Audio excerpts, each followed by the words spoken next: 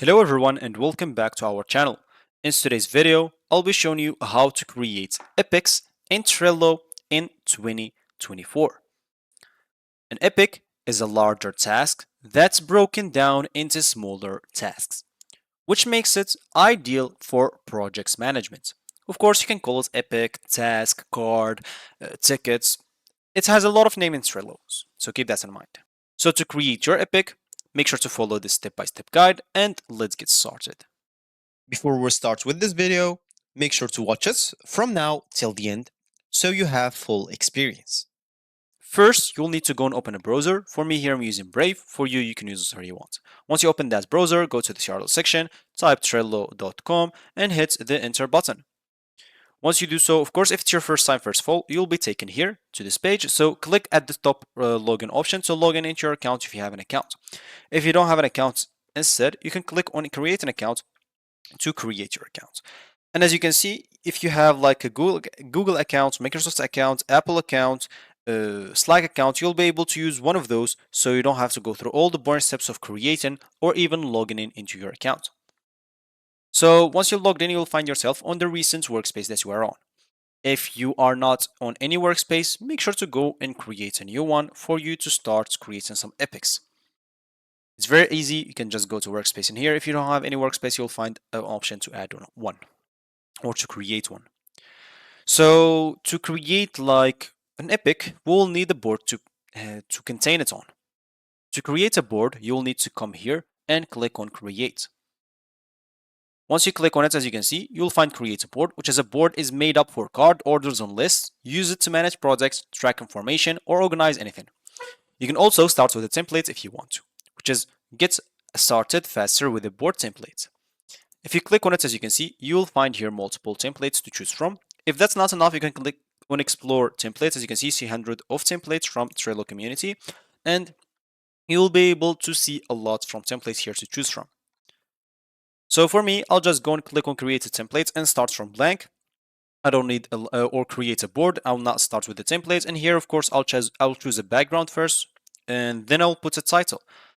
Of course, let's say the title, as example, I'll just name it epics because we will show you how to create an epics. Of course, you don't have like to choose a background because the background will be this per default, but of course you can change it from here. You can change it to colors, to photos, as example.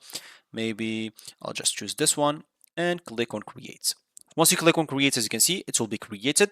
Of course, you could even choose like, do you want it to be private? So nobody can be able to see it, or of course, workspace admins can close the board or remove members. Workspace, like all members on the workspace can edit it and see it, or you can put it on public. Anyone in the internet will have access to it, to view it, but not edit it, just the members who will be able to edit it. So other than that, once it's created, it's time to go and add some lists.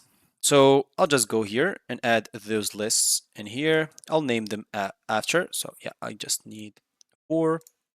Of course, to organize your work, it's better to name them in appropriate way. As an example, maybe I'll just start with waiting for, what should I choose in here? So waiting for, an example, waiting to get started. Waiting to get like started, why not? Second one, I'll just name it in progress. Third one, I'll just name it like waiting for review. And the last one, I'll just name it completed. As simple as that. So as you can see, this will let us, as an example, manage our epics or our cards, tasks, whatever you want to call the tickets in a better way. Now, as an example, you can simply go and add in cards to whatever you want. Normally, you'll add them all on a waiting to get started. So I'll keep adding here some cards. As you can see, yeah, I'll just name like multiple cards in here. So for an epic as an example, this is basically an epic. You can, of course, change the title of it. So I'll just name it here Big Epic. Why not? And yeah, as you can see, the name is right there. So now we created the epic. Now you can assign people as an example to this epic. by clicking on members, you'll find all the members that you have in an organization. Just click on the member that you want to assign to it. For me, I'm the only one on this like workspace, so I'll find just myself, so I'll assign myself right away. You can add also labels to it. Maybe if you have some epics that are priority, you can add some labels to it. So click on create a label, just name it here priority, or maybe you can name it important. So priority for me, and I'll put the red color on it and click on create. And of course, I'll assign it, or I'll add this label to this specific epic.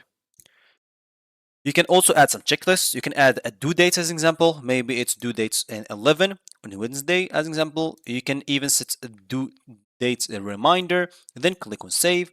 Other than that, you can add some attachments as an example. You can upload like a picture to it, a video to it, whatever you want.